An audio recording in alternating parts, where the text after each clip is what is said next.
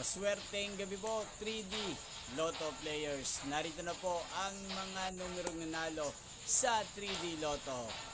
9 PM result, July 24, 2026, araw ng Biyernes. Kaya kunin nyo na po ang inyong mga ticket. Narito na po ang resulta.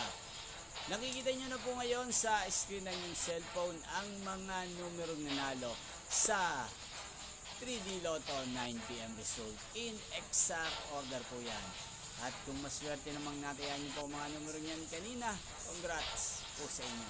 At narito naman po ang mga numero niyan nalo sa 2D Lotto 9 PM result.